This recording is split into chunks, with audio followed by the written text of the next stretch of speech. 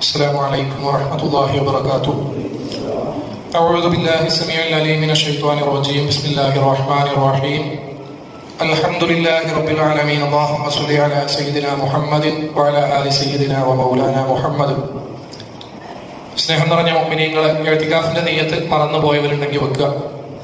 അല്ലാഹു സുബ്ഹാനഹു വ തആല നാം ഓരോരുത്തരും ഈ ഒരുമിച്ച് കൂടിയതിനെ ഉഖ്റവിയായ ജീവിതത്തിലേക്ക് ഉപകരിക്കുന്ന ഒരു സൽക്കർമ്മമായി നമ്മളിൽ നിന്ന് കബൂൽ ചെയ്ത് അനുഗ്രഹിക്കട്ടെ. ഇന്നോളം നമ്മളിൽ നിന്ന് സംഭവിച്ചിട്ടുള്ള ചെറുതും വലുതുമായ തെറ്റുകുറ്റങ്ങൾ അല്ലാഹു സുബ്ഹാനഹു വ തആല നാം ഓരോരുത്തർക്കും വിട്ടുപുറത്ത് മാപ്പാക്കി തരട്ടെ.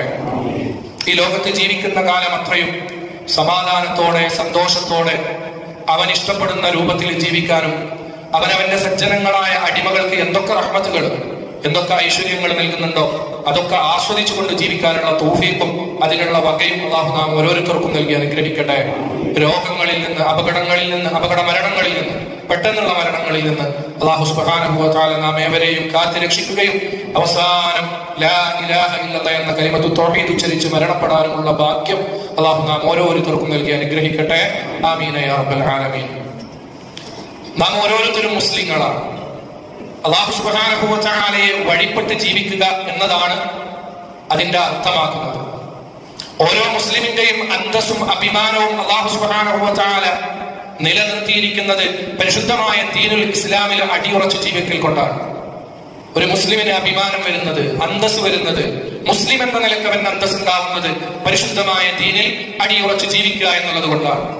നമ്മുടെയൊക്കെ പൂർവികന്മാർ, ഉമ്മ ബാപ്പമാർ മുസ്ലിമായതുകൊണ്ട് നമ്മളും മുസ്ലിമായി എന്നതിനപ്പുറം പരിശുദ്ധമായ ദീനുൽ ഇസ്ലാമിന്റെ ആശയാദർശങ്ങളിൽ അടിയുറച്ചു നിൽക്കുകയും പരിശുദ്ധമായ ദീനിന്റെ സുന്ദരമായ അപദാനങ്ങൾ, സുന്ദരമായ ഉപദേശങ്ങൾ അത് വഴിപ്പെട്ട് ജീവിക്കുമ്പോഴാണ് യഥാർത്ഥത്തിൽ ഒരു മുസ്ലിമായി തീരുന്നത്. പരിശുദ്ധമായ ദീനുൽ ഇസ്ലാമിനെ സംബന്ധിച്ചിടത്തോളം ഒരുപാട് പ്രയാസങ്ങളിലൂടെ, ഒരുപാട് പ്രതിസന്ധികളിലൂടെ, ഒരുപാട് വെല്ലുവിളികളിലൂടെയാണ് നമ്മൾ കടന്നുപോയിക്കൊണ്ടിരിക്കുന്നത്. കഴിഞ്ഞ ഈ ഒരാഴ്ചകൾ നമ്മൾ പത്രമാധ്യമങ്ങൾ ശ്രദ്ധിക്കുമ്പോൾ, സോഷ്യൽ മീഡിയകൾ ശ്രദ്ധിക്കുമ്പോൾ, ഇതര മേഖലകളിലേക്ക് നോക്കുമ്പോൾ ദീനുൽ ഇസ്ലാമിനെ ഒളിഞ്ഞും തെളിഞ്ഞും ആക്രമിക്കാൻ, പരിശുദ്ധമായ ദീനുൽ ഇസ്ലാമിന്റെ പവിത്രമായ വാക്കുകളെ വക്രീകരിക്കുകയും ദുർവ്യാഖ്യാനം നടത്തുകയും ചെയ്തുകൊണ്ട് ഒരു വിഭാഗം ശക്തമായി രംഗത്തെത്തിയിരിക്കുകയാണ്. നമ്മൾ മനസ്സിലാക്കേണ്ടത് ഈ ശത്രുത, ഈ വെല്ലുവിളി, ഈ അക്രമങ്ങൾ, ഈ പീഡനങ്ങൾ ഇത് ഇന്നും ഇന്നലെയും തുടങ്ങിയതല്ല. അല്ലാഹുവിന്റെ റസൂൽ മുഹമ്മദ് മുസ്തഫ സ്വല്ലല്ലാഹു അലൈഹി വസല്ലമ തങ്ങൾ പരിശുദ്ധമായ ദീനുൽ ഇസ്ലാമിന്റെ വെള്ളി വെളിച്ചവുമായി മക്കയിൽ പൂജാതനായത് മുതൽ, നുബുവത്തിന്റെ കാലം മുതൽ ഹബീബായ റസൂലിന്റെ ശത്രുക്കൾ ഉണ്ടായിട്ടുണ്ട്. കഴിഞ്ഞ ഒരു ആഴ്ചയിലെ വിവാദങ്ങളിലേക്കൊന്ന് നമ്മൾ കണ്ണടിച്ചു നോക്കി. ഹലാൽ എന്ന പരിശുദ്ധമായ ദീനിന്റെ ഒരു പദത്തെ, അതിനു മുമ്പ് ജിഹാദ് എന്ന മറ്റൊരു പദത്തെ, ഇത്തരം ഇസ്ലാമിന്റെ പവിത്രമായ പദങ്ങളെ എടുക്കുകയും അതിനെ ദുർവ്യാഖ്യാനം നടത്തുകയും ജനമധ്യത്തിൽ ഇസ്ലാമിനെ താറടിക്കാനും ശ്രമിച്ചുകൊണ്ടിരിക്കുന്ന ഒരു വിഭാഗം. സത്യത്തിൽ എന്താണ് ഇവർ ഇതുകൊണ്ട് ലക്ഷ്യമാക്കുന്നത്? രണ്ട് ലക്ഷ്യം മാത്രമാണ് ഇവർക്കുള്ളത്. ഈ ആക്ഷേപം നടത്തുന്നവർ, ഈ പ്രചരണം നടത്തുന്നവർ, ഹലാൽ എന്നാൽ തുപ്പിയ ഭക്ഷണമാണ് നമ്മുടെ ഹോട്ടലുകളിൽ നൽകപ്പെടുന്നത്, ഉസ്താദുമാരെ കൊണ്ട്, മൊല്ലാക്കമാരെ കൊണ്ട് തുപ്പിയ ഭക്ഷണമാണ് ഹോട്ടലുകളിൽ, മുസ്ലിം ഹോട്ടലുകളിൽ വിതരണം ചെയ്യുന്നതെന്ന തരത്തിലുള്ള പ്രചരണങ്ങൾ മാധ്യമങ്ങളിലൂടെ ലോകത്തിന് മുമ്പിൽ വിളിച്ചു പറയുമ്പോൾ ഈ പറയുന്ന ആളുകൾക്ക് വ്യക്തമായ ബോധ്യമുണ്ട് ഇതങ്ങനെയല്ല എന്നുള്ളത്. എന്നിട്ടും അവരിതിനെ ആയുധമാക്കുന്നത് അവരെ വിശ്വസിക്കുന്ന മൂഢന്മാരായ ചില ആളുകളെങ്കിലും സംശയിച്ചു പോവുകയാണ്. എന്താണ് ഹലാൽ കൊണ്ട് അർത്ഥമാക്കുന്നത്? ഹബീബായ റസൂലുള്ളാഹി സ്വല്ലല്ലാഹു അലൈഹി വസല്ലമ തങ്ങൾ ദിവ്യ പ്രബോധനവുമായി രംഗത്തേക്ക് വന്നപ്പോ അബൂജഹലിന്റെ അടുത്ത് മഹാനായ സിദ്ദീഖുൽ അക്ബർ തങ്ങൾ ഒരു പാതിരാത്രിക്ക് കയറി ചെല്ലുന്ന ഒരു രംഗമുണ്ട്. മഹാനായ സിദ്ദീഖുൽ അക്ബർ റളിയല്ലാഹു അൻഹു ഒരു പാതിരാത്രി കഴിഞ്ഞ സമയത്ത് അബൂജഹലിന്റെ വീടിന്റെ കതകിൽ മുട്ടുന്നുണ്ട്.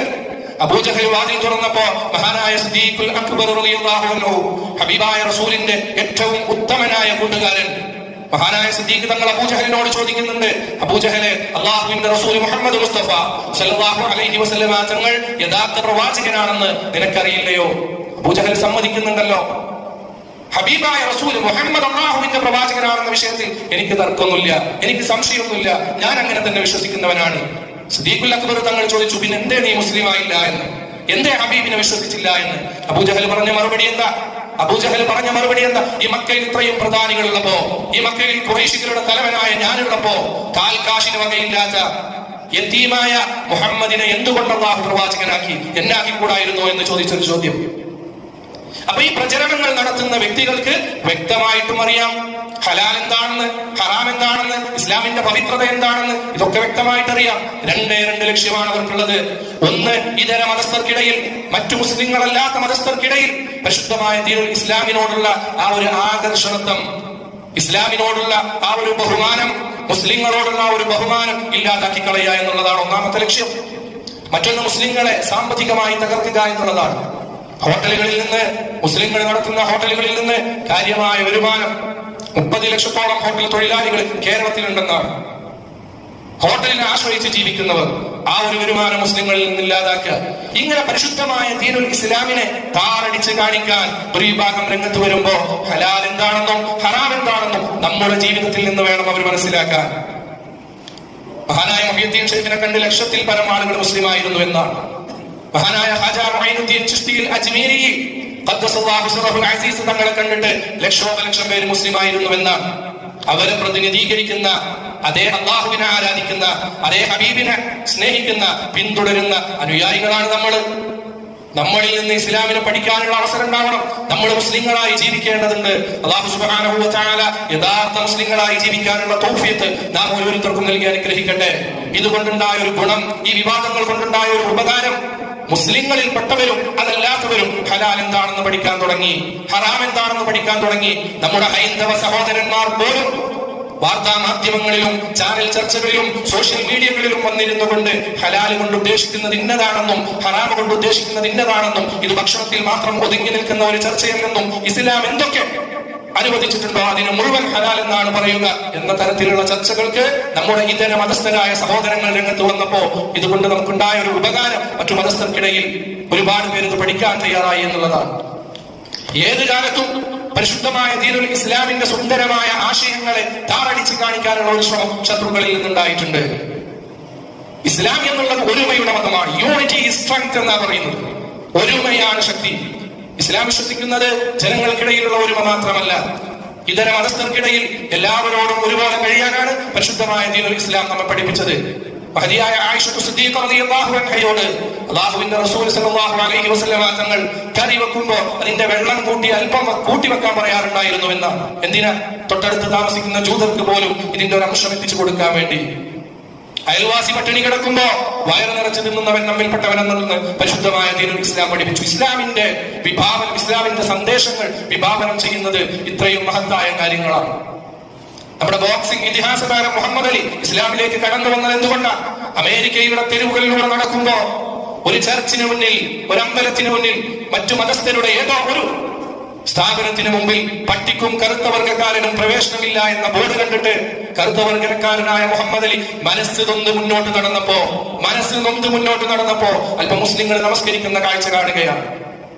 അവിടെ പ്രായ വ്യത്യാസമില്ല, ജാതിയുടെ വ്യത്യാസമില്ല, വർഗത്തിന്റെ കളറിന്റെ ഒന്നിന്റെയും വ്യത്യാസമില്ല. തോളോട് തോള് ചേർന്ന് നിന്ന് നിസ്കരിക്കുന്ന സുന്ദരമായ കാഴ്ച കണ്ടപ്പോ ആ ഒരു കാഴ്ചയാണ് ബോക്സിംഗ് ഇതിഹാസകാരൻ മുഹമ്മദ് അലിയെ ഇസ്ലാമിലേക്ക് ആകർഷിക്കാൻ കാരണമായിരുന്നതെന്നാണ്.